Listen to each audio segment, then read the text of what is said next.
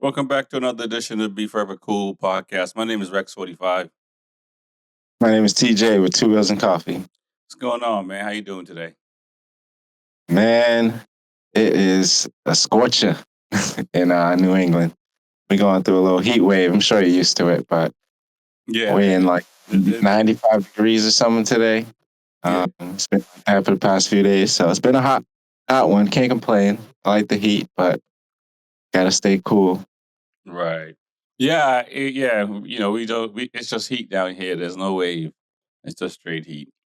So it is what it You is, get some though. rain, But I assume man, there's a. right? Say again. You get some rain showers here and there. Yeah, it's the rain season right now, but it's still 90 plus. So it doesn't, that doesn't go away, which is cool. It sucks that I'm on a bike that's really hot, so I got to do something about that. But I got to assume there are a lot of bikes out in Boston right now. Oh yeah, more than just bikes. You know, the four wheelers and dirt bikes out there too. Cutting up late at night and riding their packs, having their fun. Right. Um, but yeah, those Ducatis, man, this is the season to keep moving for those things. Yeah. No, I got to figure that out. Don't stop. And speaking of Boston, man, the Celtics won the championship. No doubt. I'm watching down here from afar. I watched down here from afar, but it is exciting for them to get the 18th banner and then just be back out in front of the Lakers. Yeah, how can I forget? Always thinking about motorcycles, but yeah, my Celtics, we got our 18th banner. I'm so excited to see. The streets is happy, rowdy. There's a lot of diehard fans around here. I heard there's from my job, there's a couple of people traveling from different states to get here. So Right. it's a cool thing. It's gonna be busy downtown. It's gonna be a hot one as well. It's gonna be another 90+ degree day. Right. Well, I'm excited to raise that banner. I was gonna say, yeah, man, enjoy the parade. I wish I was there to cause a little bit of ruckus as well. But it was nice to see, and it was a pretty good series. It was. I mean, I missed the last one. Is overall, New England, we've been spoiled with baseball, football, basketball, Hockey. and hockey. But for 2008, our last 17th banner, I missed the parade. So Okay. This time I'm gonna try to get out there for sure. There you go, man. That's what's up. Yeah. Yeah, it is a motorcycle podcast, so let's get back to it. I definitely talk sports all day. So, Let's talk about World Superbike that just happened in Misano over the weekend. I you know I don't know what to I didn't expect the dominance of Top Rock. I assume he was going to be out there like that, but he's I mean, this past weekend he rode similar to how I would say like Pecco rides when he gets out front. And I realized as he was a lot patient. Well, he was very patient in his overtakes. He didn't force them. He took them all at the right time. And when he took them, nobody could catch him. yeah, the way he overtakes is pretty interesting. It's like a different style. I mean, he does it really well.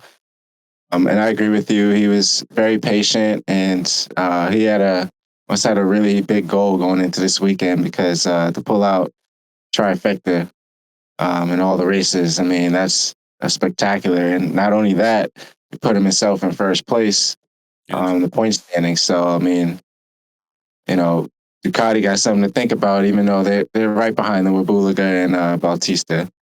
But yeah, Top Rock rode really well. Um, can't take nothing back from him. I mean, that BMW and that guy. I just his style alone, like he's just like another icon, Right. And after his races, he does his little stoppy. He's getting his little. It's just a sight to see, and it's just good to see him win. I'm rooting for Bautista as well, but him falling in, I think the pole race, Super I Bowl. think. Yeah, I believe that's Super Bowl he crashed out in. I mean, Yeah, he rejoined, but he still. rejoined, but yeah, you know, those points is limited. So it hurt him a little bit. I mean, I don't know. They got a lot of work to do. As some news that went out, like, what's their fight going to be like for the rest of the season? Right. Yeah. Before let's stay on BMW a little bit because yeah, I feel that it's only one round since their long break, which is ridiculous. You guys gotta, you know, you can't have 3 rounds and then have a break. I'm pretty sure it's easy for me to say that, not knowing the details, but as a fan, we don't want to, come on, at least give us 6 rounds, and then take the break. You know what I'm saying? So having that and having him come back and did what he was able to do, 5 seconds, winning by 5 seconds. I don't know if Ducati's in trouble. You know what I'm saying? But at least Top Rock has shown what the BMW can do, and it showed that, like, Ducati might have to do some work, but also, after the weekend, it came out that the satellite BMW team is no longer going to be in World Superbike after, at the end of the season. So, you got Garrett Gerloff; he's going to lose a seat, and also, Scott Redden, which is, I don't know the reason behind it. Clearly, it's not the bike because of what Top Rock is doing on the bike. So, that's unfortunate to see, but hopefully, another team will step up and grab those 2 bikes, because as we see what Top Rack is doing right now on that BMW, man, I'm almost ready to call the closest dealer to me and grab one of them BMWs, man. I'm not gonna lie. They heard they're good bikes. They're one of a kind. I grew up, like I said, only having 1,000. Felt like that's the only bike they work on. Hmm. Other manufacturers have different sizes and everything. But yeah, that Top Rock has another level to him. So they might need someone that's just as crazy, or something. I don't know what it is, but it is. I hope they find Scott Redden and Gerloff will be able to find a seat. Um, yeah, it's just, changes always happen. Right, right. Um, Yeah, I mean, but yeah, I think for Gerloff, I sorry. think Gerloff probably has a pretty good chance of getting a seat. I think him and Yamaha ended things really well and stuff like that. So, and who knows? Like I said, maybe another team would come in and take over. For Scott Redden, his closest run was on that Ducati, and he's been struggling ever since. Obviously, I think he's a top rider, so I'm pretty sure he'll find a seat somewhere else. And not only that, these guys can come over to America. You know what I'm saying? So, I think obviously Gerloff is from America, so he'll just be coming home. But I think he'll stick around in World Superbike, because some other people in World Superbike will probably lose a seat over Scott. I mean, Garrett Gerloff. Yeah, not to see anyone trickle down, but I would love to see him in Moto America. I mean, we've seen Petrucci, we've seen Lawrence Baz. Can't think of his name right now. He's on a Suzuki. Xavi Villa. Going way back. Number 24. I can't believe I'm forgetting his name. Escalante. Nope, we're No, no, going way no, back. no, no. Like, Not. I know he retired though. He retired. retired. Yeah, he just recently retired, as of last year. I know who you're talking about. I'd have to look it up now. But Tony Elia. Elias. Yeah, There we go. Elias. There you go. There you Elias. go. But yeah, so it's happened. So I mean, it won't be bad to see, but I hope they do find a seat in World Superbike for Right. then. Now, do you think Ducati's in trouble? Is this one? I mean, Mazzano is a track where it's a home track for them Ducati bikes. Should they be concerned? I mean, Bulaga was there, but still not enough. I think, for the misfortunes of Alvaro, he might have been a little bit closer because he had to kind of fight his way up. But nonetheless, it seems like the only challenger might be Alvaro to Top Rock. I mean, Ducati, the way they're built for the past few years, I feel like they'll be able to figure out what they need to do to improve. probably faster than anyone else. Um, as far as like the losing the race, I feel like not to switch to BMW, but the way I look at it is like when you win a first place, let's just sweep everything. Like that data that you have, you can like lock that in and be like, next time we go to Misano, we Right. know we had these results. Exactly. And as far as Ducati knowing what they went through, it's just you still got to figure something out. So I don't think they're too far off or too not have to worry too much just due to where they stand. But if they want to be on top, yeah, of course you see you have an intruder, a BMW that's coming in and trying to step their toes all over you and don't care. So you got to figure something out. Yeah. And yeah, And I saw that Vandermark got re-signed as well for 25. So it's interesting that the Bonobo team is leaving after after like really 4 years. But like I said, I got the way the BMW is running right now. I assume someone else will come in and swoop that up. You look at Alex Lowe on the Kawasaki.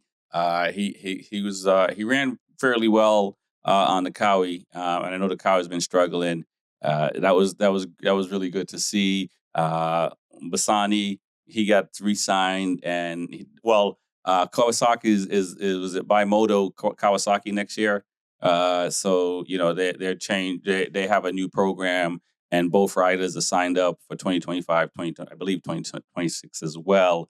It'll be interesting to see, but it's good to see the Kawi run because Jonathan Ray, he had 6 world titles on that bike. So for them to be, they struggled a lot last year. So for them to be, finishing, top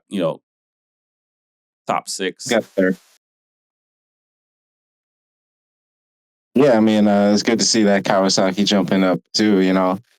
We're seeing, you know, like it would go back to having such a long break. Like it's so annoying to have 3 races to have like 2 months off. But we're seeing like the top 5 riders are not the same, but it's kind of the same order. So you're seeing the similar fights, but good to see that Kawasaki jump in and out. But sometimes he's good at leading races, and then I don't know what happens.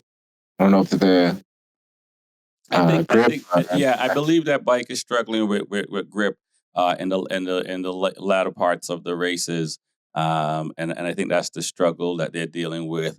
I mean, shout out to Remy Gardner.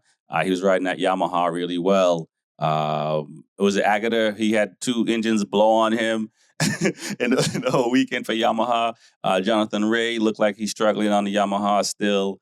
Um, it's interesting to see you know, Alvaro and Bulaga are running the the Ducatis really well.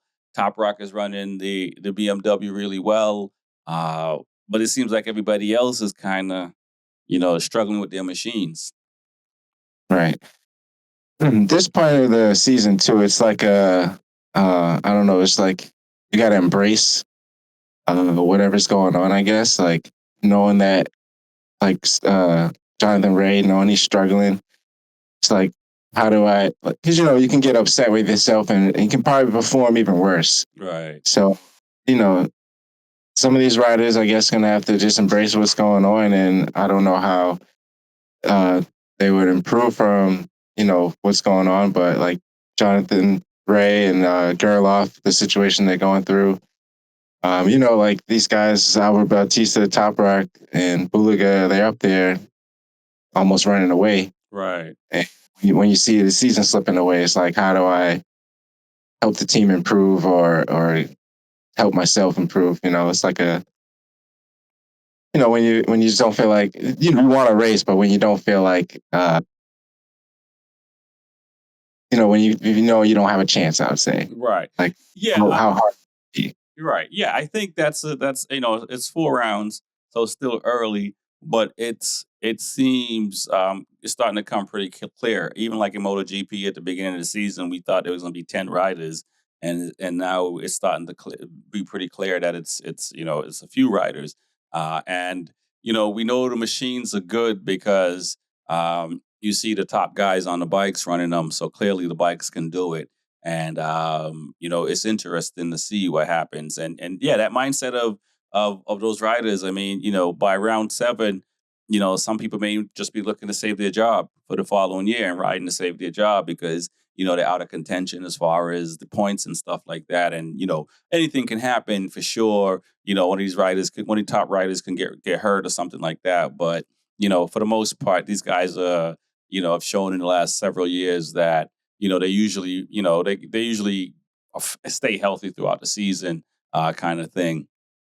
So, and that's not the kind of mentality a rider wants to have, that they're hoping somebody else, or not necessarily hoping, but they don't want someone else to get hurt for them to have a contention for the championship. They want to fight, head up, face to face.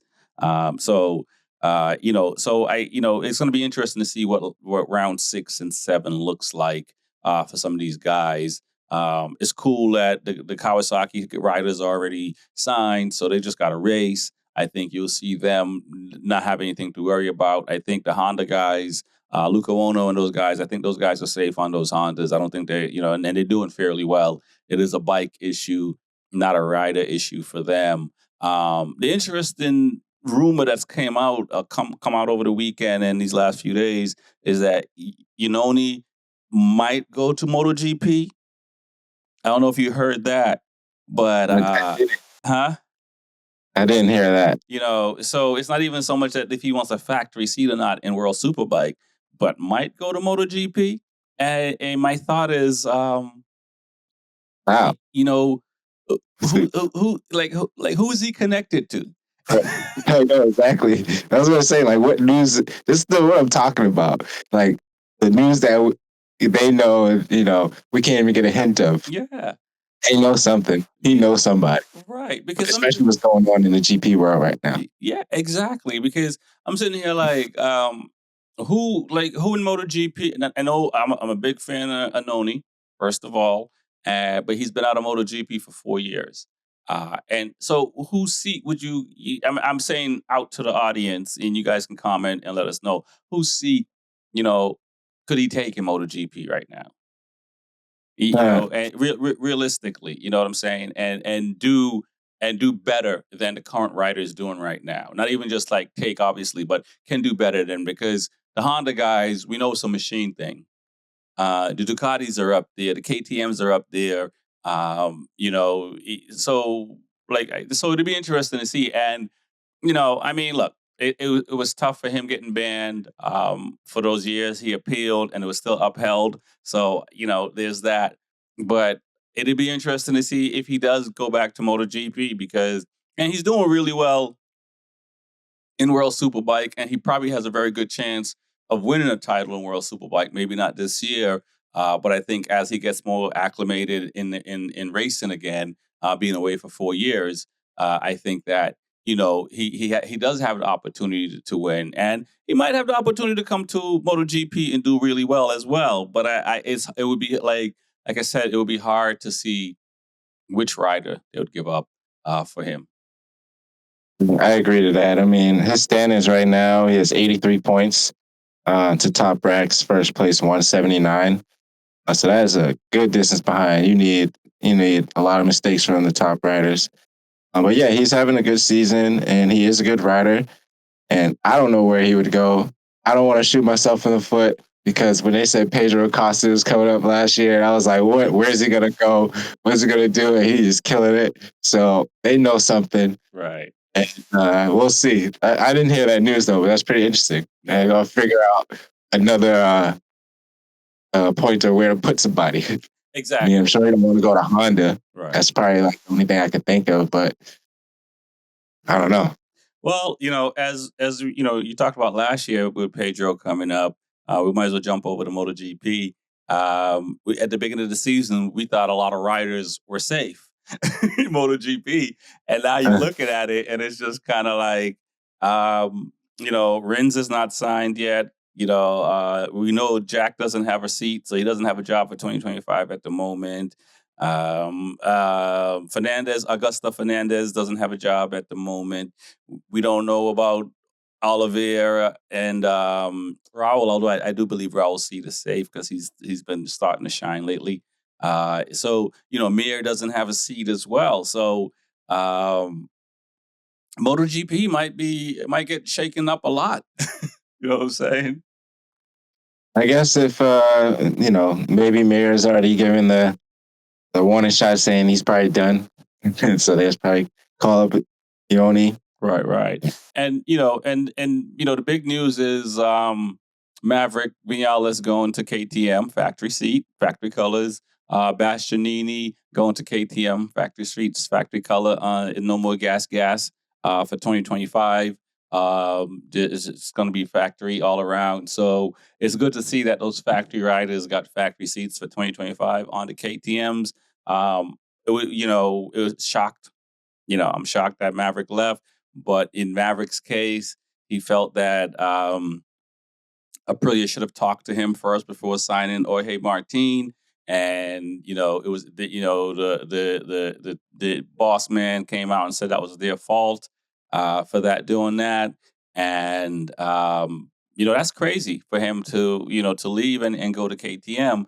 At least Maverick has shown that he can get on a bike and get pretty quick on a new bike because he's done it on 3 manufacturers and have won on 3 manufacturers, maybe 4 now. What are your thoughts on that move for Maverick going to KTM on some really out of principle?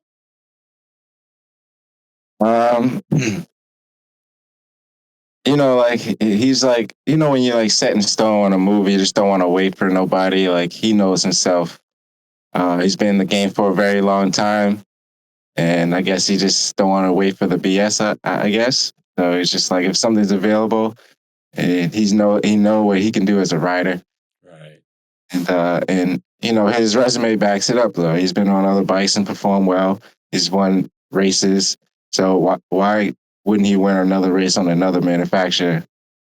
So maybe they don't look at him as like Mark Marquez or a Petco or a top rider. But I think it was so KTM has 4 factory seats now. Yes. That's how for 2025. Yep. So that is interesting because why didn't Ducati just do that? Well, that is a very good question, TJ. I don't know why Ducati didn't just do 4 factory. We'll play this right. Ducati has 4 factory bikes, right? And they do have factory contracts as well. They may not have the colors. Right. Okay. So, you know what I mean? But they could have, they easily could have put 4 red bikes. 8 red bikes because each rider gets 2 bikes. But they could have done that for sure. And that would have definitely appeased. You're absolutely right. They could have done that. And they would have had all 4 riders, Bastianini, Martin, Marquez, and Bagnaia. I don't, I don't know why. And it's interesting. I saw a interview by Gigi D'Anelia. I'm probably jacking up his last name. And he's like, some people are happy by their decision of signing Marc Marquez. Some people hate it. So it is that. You know what I mean? But history will show. So if Marquez wins multiple titles with Ducati, it's a success, right? If it goes the way of Rossi it was a bike, so I'm not going to say that. But in case of Lorenzo, these riders got opinions, right? And so Lorenzo felt that Ducati wasn't listening, and he signed with Honda.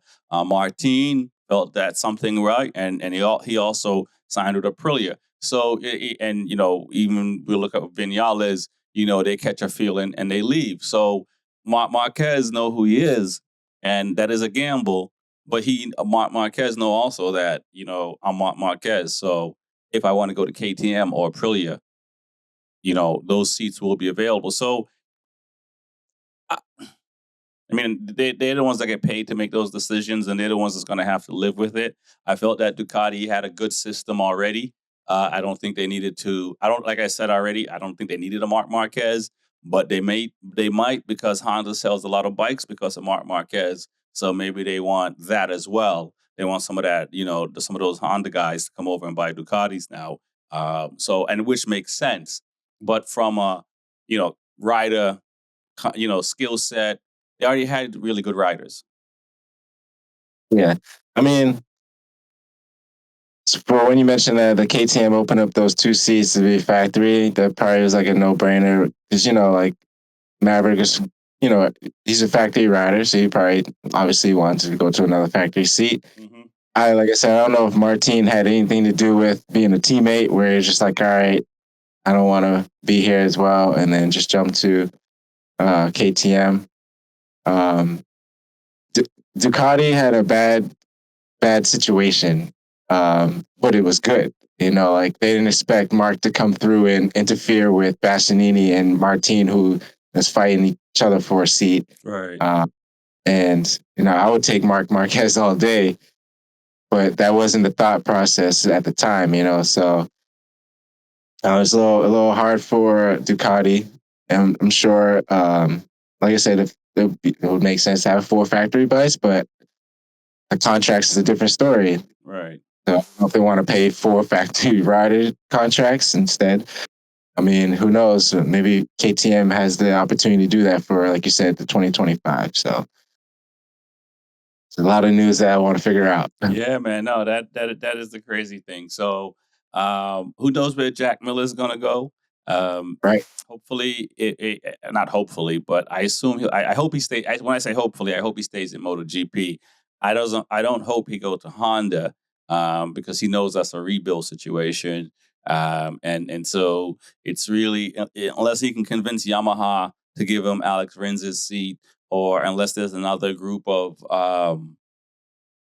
another team coming in to give 2 more Yamaha bikes on the grid for 2025. It's going to be just Jack Miller is a more efficient rider, more consistent rider than Fernandez. So I feel bad for Fernandez. I think he might be heading to World Superbike. But so I think Jack Miller has a pretty good chance to still stay. And there's still a bunch of seats. Grassini has 1 seat open. You know what I'm saying? Ducati. Rossi has 2 seats open. It sounds like Bezzecchi might take the other factory seat with Aprilia. Waiting to hear that news. But, it sounds like that may happen. So there may be an option for these guys to go to those seats as far as a Jack Miller. Fernandez, that's going to be tricky because Digi is riding really well. I mean, Oliveira and Fernandez are probably the 2 haven't really showed a lot this season. The Honda riders, I believe they get a pass because it's Honda, and so that is what it is. So it's really Aprilia at this point, and the Ducati seats. That makes sense, right? So you got 2 Aprilia seats that's available right now, and then you probably got, off the top of my head, 2 for VR46, 1 for Pramac, and 1 for Grassini. So you got 6 seats on competitive bikes available, and we got a lot. And Rins, I think, maybe Rins wants to be on a more competitive package, so maybe he doesn't want to sign back with Yamaha. Maybe he wants one of them seats because Rins is I would give Rins one of those seats. I'll give Rins one of those seats. I'll give Digio one of those seats. Who else can I? Jack Miller will get one of those seats. These are guys that have proven that they got what it takes. And so you still got like 3 seats left. Raul, I'll still give a chance because he's been riding really well lately. You know what I'm saying? So that's at least 4. And then you got 2 seats, for whoever else. I think, like I said, the Honda guys are safe. And we'll see who goes to Yamaha. It's sad to say that the Honda guys are safe just because of this situation. Yeah. So we know the bike's not good. Just ride, keep us alive. Just it. But I do know one thing. Jack Miller is not going to a rebuild stage with his personality. He can't have any rebuild moments. Right. I feel like he's going to go to a competitive. I mean, it's possible he could go back to Yeah, I mean, why not sign Jack Miller to Grassini? Like he already knows how to Ducati, and he's already won on a Ducati. Why, for Grassini, and I mean, he's no I don't know how much money they paid Mark Marquez, but why not send him there? You know what I mean? Or even back to Pramac because he's. I mean, I think Jack Miller had a 1-year contract option for Ducati, and he wanted a 2-year. Is why he left and went to KTM. And so maybe the relationship is good enough for him to come back and be a top. And look, only one Ducati can win. So at the end of the day, if you're on a Ducati bike in the top 6, you know what I'm saying, chances are you're doing your job because there's probably 4 Ducatis in front of you. Yeah, so that was another thing I just thought of. Like, so like how Jack Miller's been to different manufacturers, and like when he left Ducati, he left on a good clean slate. Right. So it's like an opportunity to go back. So like other riders, let's say like Maverick, let's say after the KTM, like where else? Like what do you do? Like is he just? I think he could go back to Aprilia because I think Aprilia dropped the ball, but I don't think he can go back to Yamaha. Yeah, but I also don't believe he was trying to destroy the engine either. He might have revved it a few times out of frustration, but I don't believe because riders are doing burnouts and all type of things. So I don't think his intention was like, oh, I'm gonna go blow the engine up right now before I get into pit lane. I honestly because they know more than I do, sure, and okay, fine. If they're sitting here saying, revving the engine at whatever speed he was going like that is going to cause the engine to blow, then why do people do burnouts? And engines be blowing when they be going full speed. They don't say nothing about that. Exactly. So I think it was a reason to get rid of him. And they who knows? I don't need to bring that up now. Maverick is riding really well. You know what I'm saying? And he has a second chance. But you're right. I don't believe he would have the option to go back to Yamaha if KTM doesn't work out. But I do believe KTM will work out for him. In Jack's case, I mean, it's Pedro Acosta. You know what I mean? And they really, I mean, he's riding better than any other riders, and since the season started. So it's not one of those cases where you can say he doesn't deserve the seat, but he's the best KTM. He has the most points out of all of them. So if not, you know what I mean? So that's just make logical sense. If those guys it'd be one thing if Jack was riding better than him and he got the position, but Jack wasn't. And that's the part that's difficult because I'm rooting for Jack Miller. And he, as KTM boss already admits, and we say all the time, him coming to KTM made the difference from them being almost competitive to be, where they are. So he does get a lot of credit. So it's unfortunate that he doesn't get a contract for 2025 for that. But it is because there's other riders that it's unfortunate because without him, they could have been struggling a little bit more, or might have took him a little bit longer to figure it out. So that's unfortunate. Yeah. But he has enough knowledge that I think he will stay. And if he wants to go to World Superbike, I think there'll be a seat there for him as well, probably on a Ducati as well over there. I know all these riders want to shine, but it's knowing that it's an individual sport, but a team sport. Right. But just the feeling when you're when you know who you are, and then another teammate arrives, but you got to hand the keys over because that's the future. I don't know. Just the way I look at it, it's just it's just a situation where they're individual riders, so you ride for yourself, but you still have a team. Right. Like Shaq and Kobe, they had little altercations where you're just like, Kobe's the best player now. Everything runs through him pretty much. And, right. He's younger, just like Tatum and Brown. You got to hand the keys over to the younger. Right. As Jack's getting a little older, but still, he's a great rider. I mean, there's a lot of riders doing good this year, but you can see it, but you can't see it because the other riders are doing better just a little bit. Yep. So it's unfortunate for some of those riders that, like you said, Raul Fernandez and stuff like that. But yeah, it is. And I mean, I think these guys are, at the top level. So not think they are at the top level. So I do believe they will have other opportunities, to ride in other clubs and organizations and stuff like that. So, but we'll see. It's a long season. So Digio was able to save his job at the end of the year. So, like I said, yeah, I think by race 7, 8, on the World Superbike, I said it, but nonetheless, there's going to be people who are going to be, I'm riding for a job now. So they may not. Now it's more about being as smart as they can be and finishing as high as they can, right? And so hopefully they'll get noticed, which it'll be a different kind of. For some people, they might take more risk. For other people, they may be more careful, right?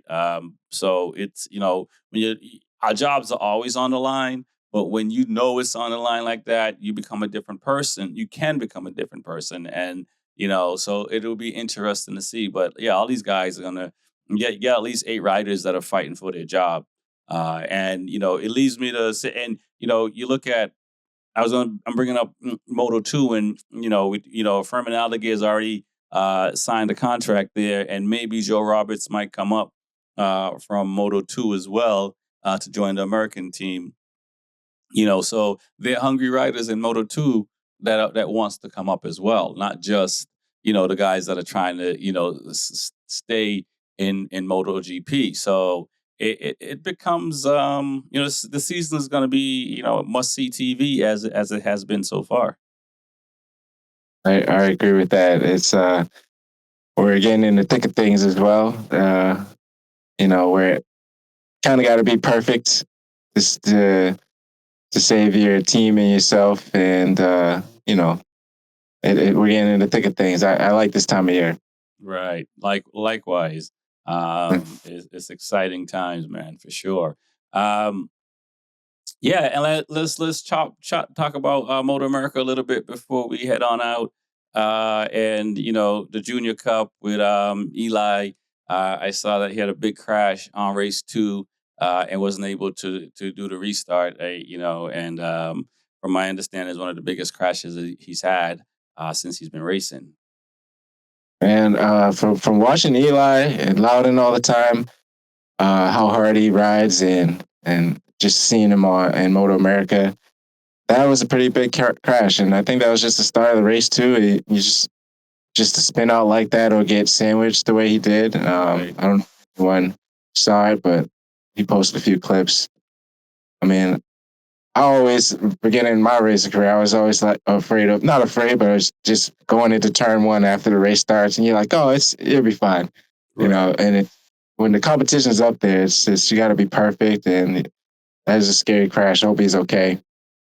But he congratulated his teammate. His teammate pulled it off and held it down for their squad. So Wow, which is pretty amazing. 16 years old. yeah, He's won 4 races already this season. man, you see Eli stand next to him, like.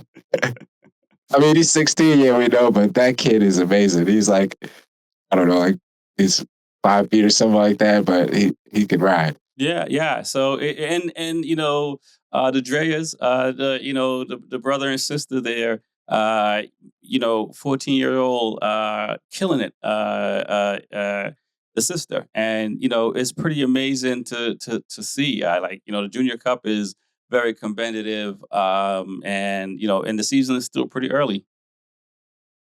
I'm thinking back when I was 14 years old, would I be this coordinated to go around the track and have fun, or would I be distracted?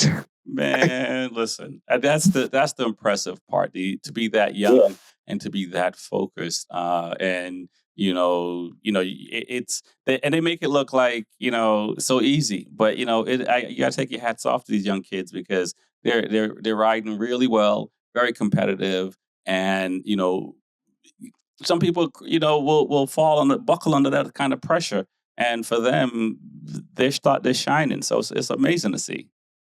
And I look at it as like Moto 3 in a way, because the Junior Cup, I mean, they're 400s, but I mean, you don't have the power to make up time. You got to pack. You got to legit be focused to make up time.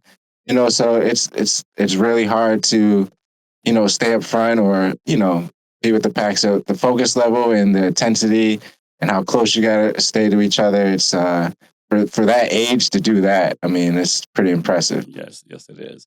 for that age group. Pretty amazing. Also, the World Superbike, the Superbike class, Bobby Fong, riding amazing on that Yamaha. It's pretty, you're expected Ducatis of Heron, and I forget the Lars Baz on the 76.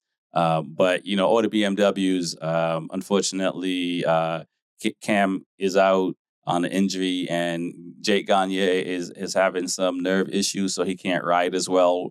So unfortunately, he's struggling. But I didn't expect Bobby Fong would be the one, dominating the way he did. I mean, he got a second place, I think, in Loudon. Yeah, So and probably parts. So and so what? Before we wrap up, and I'll say this: I'm I'm calling out MotoAmerica a little bit. I'm a little disappointed that the commentators didn't talk about Adam Gillum winning the classic, or Bobby Fong finishing in second place, or just the purse, or all the riders that went up to New Hampshire to go ride. It was one of those things, like it was a missed opportunity, because you get to promote another series. You get to also talk about how well these riders are doing as well. So I felt like, I don't know if it was a choice on MotoAmerica, and maybe they brought it up and I just wasn't watching at that time. I'm not going to sit here and say I watched all of the races, but the races where the guys were racing, it would have been cool to see them bring that up, and especially we're so close to this weekend, the past weekend. Yeah, I mean that is pretty interesting. I didn't really listen through everything as well, but it would have been cool for them to say, hey, these 3 top MotoAmerica guys went up to Loudon, New Hampshire for a classic race and got top 3. Right. Don't have to mention the purse or anything like that to like show off what they won and stuff like that. But it would have been good to mention. But do they have to promote it? Right, exactly. That is the question. But we'll see. It would have been nice if they did. But like I said, I just had to point that out real quick. So let's go ahead and shout out your sponsors, man. And Hideaway RV Rentals, Woodcraft Technologies, J&D Performance, and Official Vortex are always supporting me. Nice. I want to shout out hyboston.com. Go to hamdenyard.com or hyboston.com for your latest gear. Go to Workbench Technology for any IT needs. And also, we want to welcome on board Full Gas Products as a sponsor of the show. We do have a discount code for them. So it'll be B4evaKool 10, all one word. Again, B4evaKool 10. Go to Full Gas Products. Let me get the website exactly, because I don't want to mess that up. So that you can fullgasproducts.com. Use the B4evaKool 10 discount code and get any bike parts you need. My name is Rex45. My name is TJ with 2 As in Coffee. Peace.